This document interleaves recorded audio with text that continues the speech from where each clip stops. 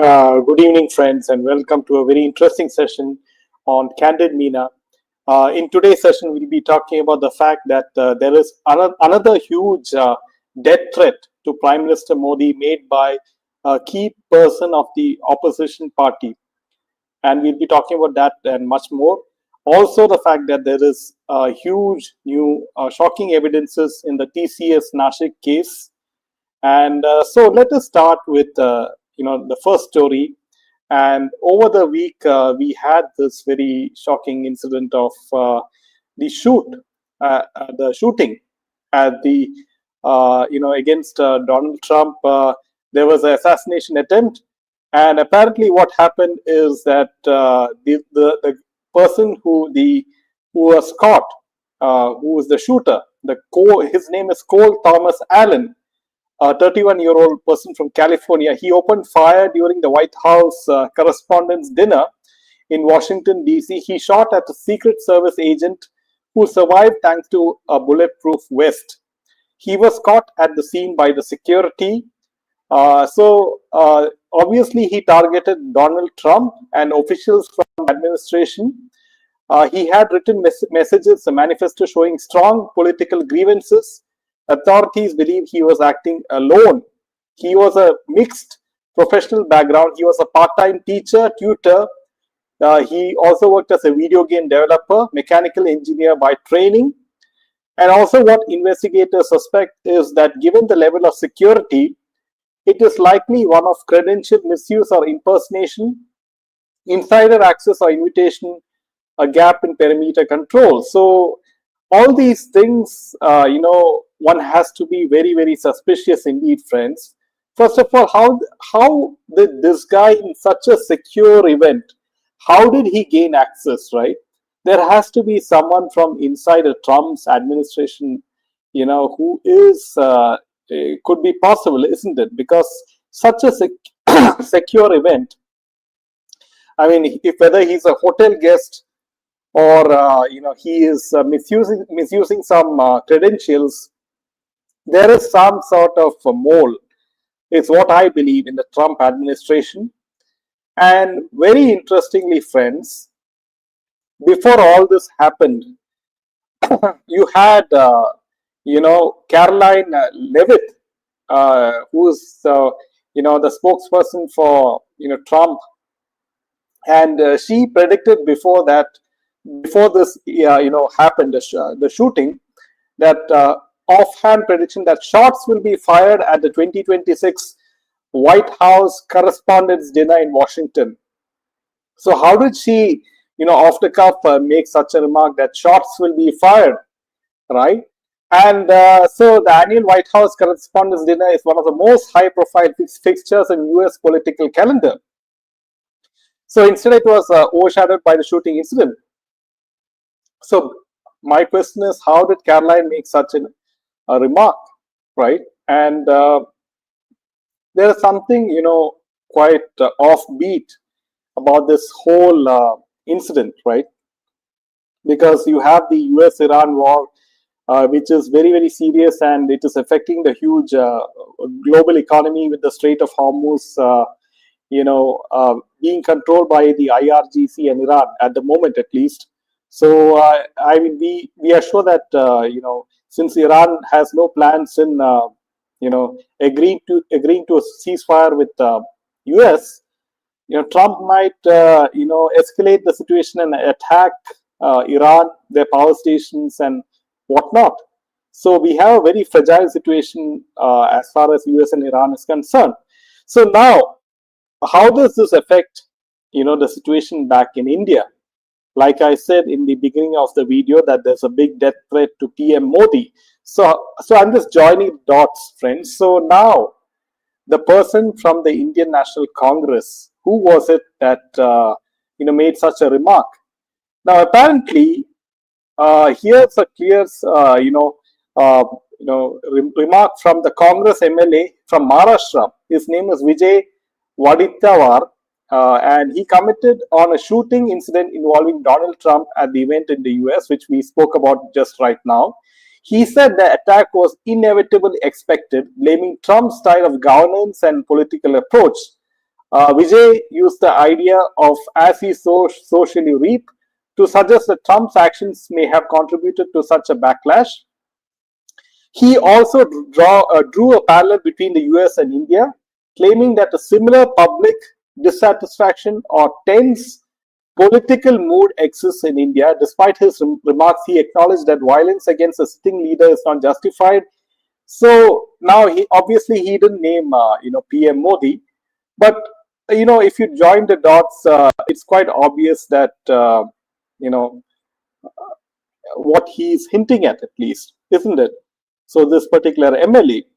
So friends, we have time and again discussed that Prime Minister Modi has so many enemies inside the country as well as outside the country, whether it is the opposition parties, whether it is George Soros Foundation, whether it is the deep state in America, whether it is the the Chinese Communist Party, whether it is the ISI, whether it is the jihadi organizations working inside India systematically, especially in states like Kerala, West Bengal, and all those states where BJP is not very strong. But at least in this time in West Bengal, we saw a very good voter turnout of 92%, which is a record. But we'll have to wait and see how in the second phase of West Bengal election, what is the voter turnout, and whether in fact that BJP will indeed win in West Bengal. So remains to be seen, but it looks from at least the early polls suggest that NDA has a good chance to win West Bengal. But coming back to the point that Modi's personal security is at a very huge risk, because you had many attempts from CIA. A CIA operative was caught, in the eastern part of India. He was training rebels there. A person by the name of Matthew. Also, you had someone who was taken out in Bangladesh in a hotel in Dhaka. So all these things, if you add up, friends, it is very, very a dangerous time for Prime Minister Modi, and I'm sure that with the intelligence of Ajit Doval and the Home Ministry, he has the best intelligence right now. So this is how things are, you know, uh, at the moment. This is not the first time Modi ji had death threat, and internal enemies are more dangerous. Yes, this is the point 0.5 war, which people talk about.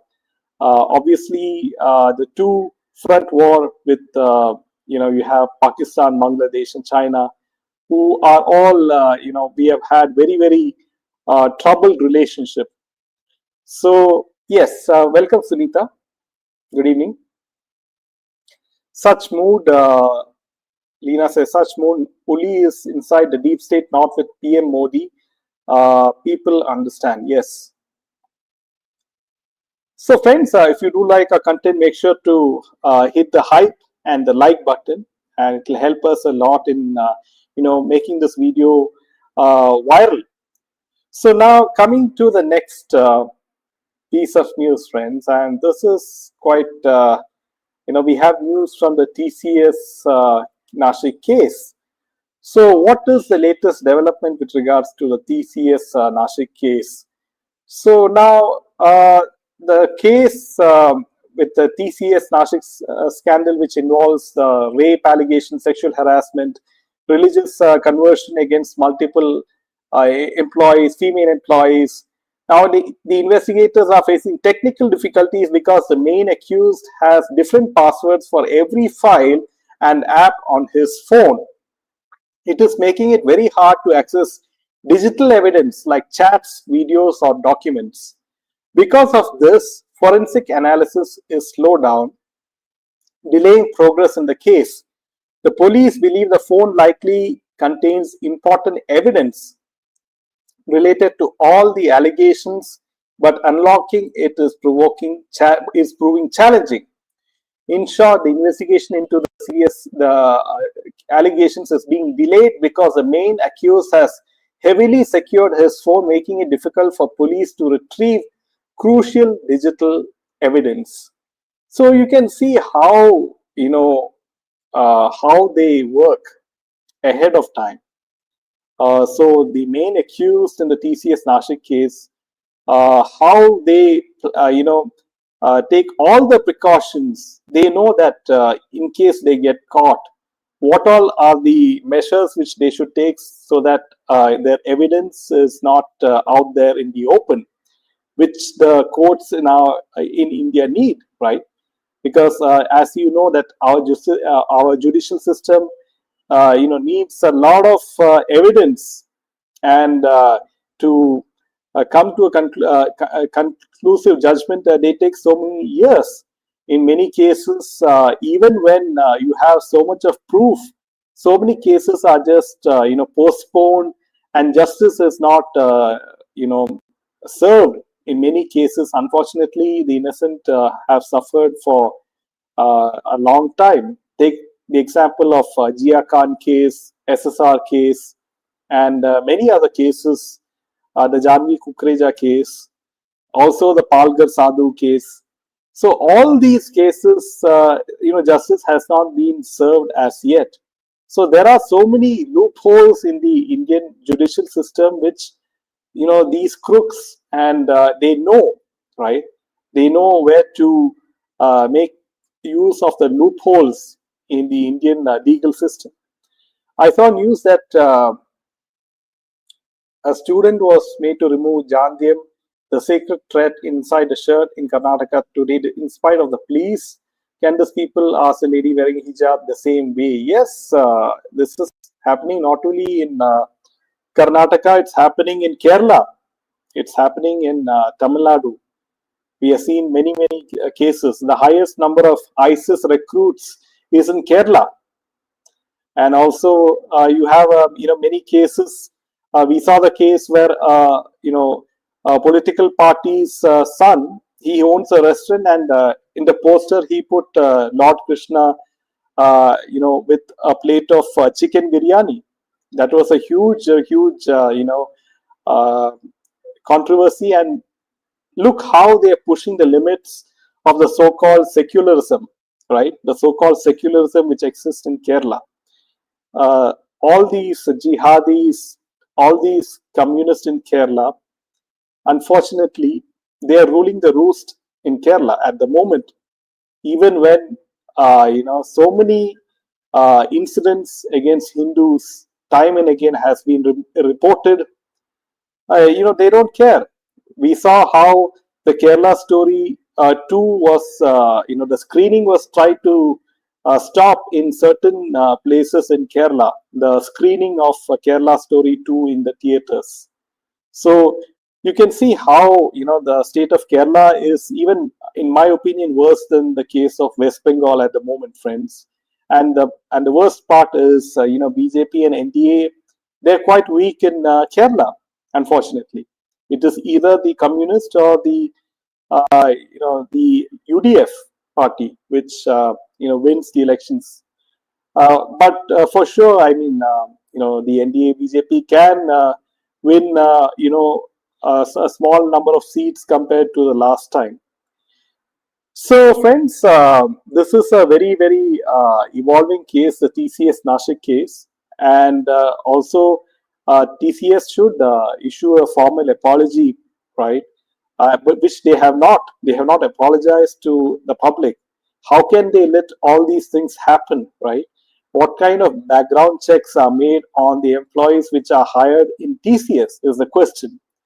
What are the corrective measures which TCS will take so that such incidents will not happen in the future is what we have to ask, right? Because for the safety of the sons and daughters of people in India, what will TCS? What are the measures that TCS will take in the future so that such cases do not happen? This is not only happening in TCS; it is also happening in other MNCs and other corporate organizations. It's only that when they are reported that people become aware that such things are happening in other organizations as well. So, friends, it is very important that awareness is spread through social media. Social media is where, like Facebook, Instagram, or Threads, or X, or YouTube, people should voice their opinions. People should voice their concerns with the appropriate agencies as well. So this will help, fight the situation. So coming to the next point story is that what is very interesting is that when we go to Bollywood, it is quite obvious that Karan Johar, or Kejo, as people call him, it's quite, he has, his movies, his last few movies have not done well. All are huge flops. So also he was seen praising the likes of Aditya Dar, and also, Dhurandhar, and Ranveer Singh, and, Aditya Dar's wife, who's a very good actress, right? Who he ignored in a talent show.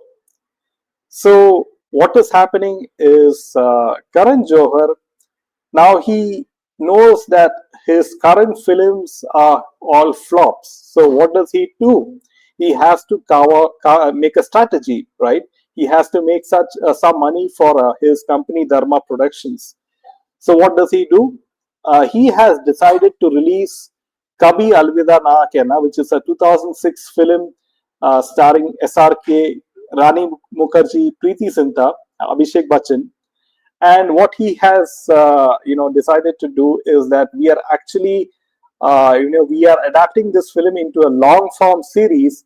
It will be out soon. The root of that film was released in 2006.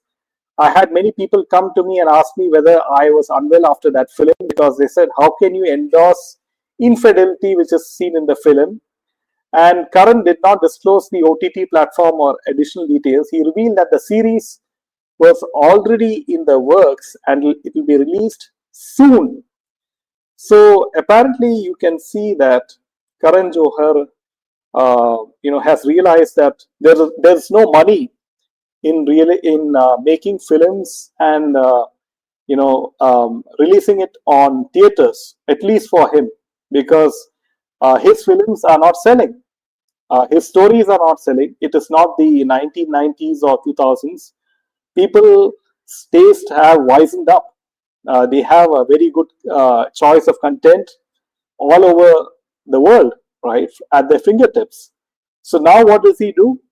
He takes, some of the old hits of his, and he makes it a long form sort of content, or a series content, and that's how he is, trying to somehow get some success for himself on OTT platforms. These OTT platforms, obviously, they give him some sort of funds to release those films on their OTT platforms, and that's how he's making some money for himself, right? So that's the state of situation as far as one of the biggest Bollywood power centers, Karan Johar, is concerned. But right now he is nowhere.